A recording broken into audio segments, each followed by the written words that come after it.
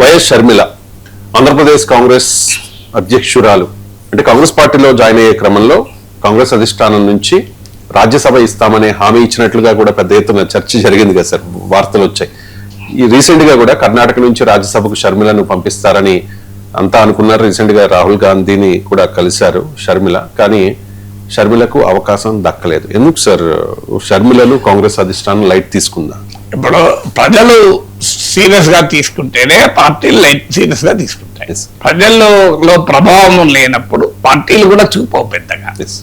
షర్మిల రాజశేఖర రెడ్డి కూతురుగా మీకు ఒక ఫైటింగ్ స్పిరిట్ ఉన్న పొలిటీషియన్ గా ఆమెకున్న ప్రత్యేకతలు అవ్వకున్నాయి, కాదని ఎవరు అనలేరు. ఇప్పుడే కాదు, జగన్ జైల్లో ఉన్నప్పుడు కూడా పాదయాత్ర చేసిన నాయకురాలు, సిగ్నిఫికెంట్ గా వైసీపీ విజయానికి కంట్రిబ్యూట్ చేసిన నాయకురాలు.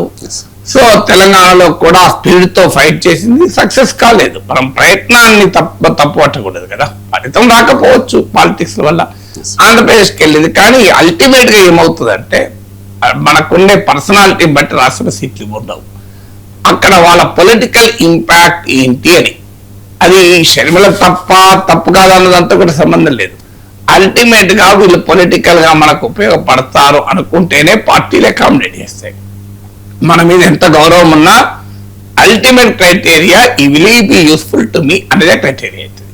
ఇప్పుడు మీకు అక్కడ ఏమవుతుంది అంటే ఆంధ్రప్రదేశ్ లో కాంగ్రెస్ పార్టీ ఒక్క ఇంచు కూడా ముందుకు జరగడం లేదు. అంటే మీకు వైఎస్ షర్మిల ముక్కు ఇప్పుడు కాదు, వాస్తవంగా రాజ్యసభ సీట్ ఎప్పుడు ఆఫర్ చేశారంటే ఆ పార్టీలో చేరినప్పుడు, మీరు అన్నట్టు మీడియాలో కూడా వచ్చింది, రాజకీయ వర్గాలు కూడా చెప్పుకున్నారు.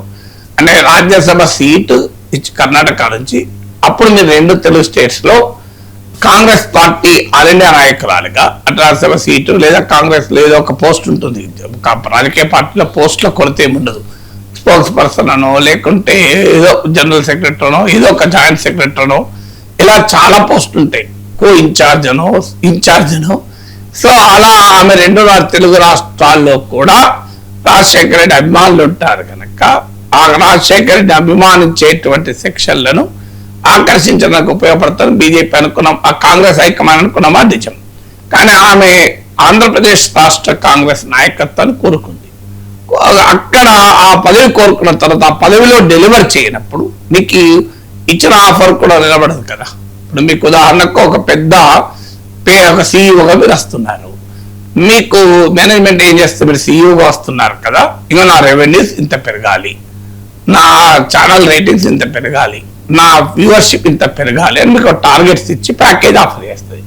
మీరు ఆ టార్గెట్ తీసుకోకుండా ఏమంటారంటే నాకు అదంతా కాస్త ఆ టార్గెట్లతో నాకు సంబంధం లేదు, నాకు మీరు ఎంత ఇస్తారో చెప్పండి అని అడుగుతారు. లేదు, టార్గెట్ తీసుకుంటారు. తీసుకున్న తర్వాత ఈ టార్గెట్ అచీవ్ అయినాక మీకు మరింతగా పెరుగుతుంది అంటారు. టార్గెట్ అచీవ్ కాదనుకోండి ఏమంటారు, పెరగడం కాదు, థ్యాంక్ యూ వెరీ మచ్ అంటారు. సో అందువల్ల కార్పొరేట్ అయినా పొలిటికల్ అయినా ultimately performance matters. If you perform or perish అనేది ఆధునిక కాల సూత్రం.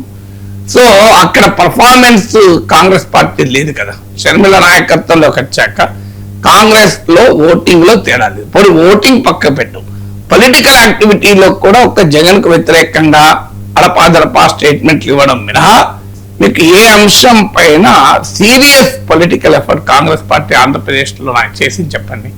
అలాంటప్పుడు మరి పొలిటికల్ రిలవెన్స్ ఎక్కడికి వస్తుంది? సో అందువల్ల బహుశా షర్మిలకు అయినా కర్ణాటకలో వాళ్ళకి ఇబ్బంది. అంటే డీకే శివకుమార్ ఫ్యామిలీకి రాజశేఖర రెడ్డి కుటుంబానికి సాన్నిహిత్యం ఉన్నమాట నిజం, అందరికీ తెలుస్తుంది. సో అందువల్ల షర్మిల పర్సనల్ గా కూడా శివకుమార్ కనుక ఆడ వాళ్ళే ఆ శివకుమార్ సిద్ధరామయ్యల మధ్య అకామిడేట్ చేసుకోలేక అడ్జస్ట్ చేసుకోలేక మధ్యలో పరమేశ్వర అని డిప్యూటీ చీఫ్ మినిస్టర్ చేశారు. గ్రూపులు అటు మల్లికార్జున్ ఖర్గే సొంత వర్గం ఉంది, ఇవన్నీ కాంబినేషన్లు అడ్జస్ట్మెంట్ చేయలేక నానా తంటాలు పెడుతున్నారు. ఇప్పుడు ఆంధ్రప్రదేశ్ నుంచి వెళ్ళి తీసుకెళ్ళి అక్కడ ఇచ్చి మరి అక్కడ ఏమన్నా ప్రభావం చూపే అవకాశం ఉంది అక్కడ మీద లేదు. ఆంధ్రప్రదేశ్ లో కానీ సౌత్ లో కానీ ఎక్కడైనా ఒక ప్రభావం చూపే అవకాశం ఉంటే ఇస్తారు. ప్రభావం చూపే అవకాశం లేనప్పుడు ఆ రాజకీయ రకమైన తెలంగాణలో అవసరమే లేదు కదా. సో అందువల్ల మీకు ఆ తెలంగాణలో అవసరము లేదు, ఆంధ్రలో అవకాశము లేదు. కర్ణాటక నుంచి రాష్ట్రసభ సీట్ రావడంతో సులభం కాదు కదా. ఏమైనా వస్తే పర్సనల్ రిలేషన్షిప్ మీద రావాలి, పొలిటికల్ డైమెన్షన్స్ వల్ల రాదు.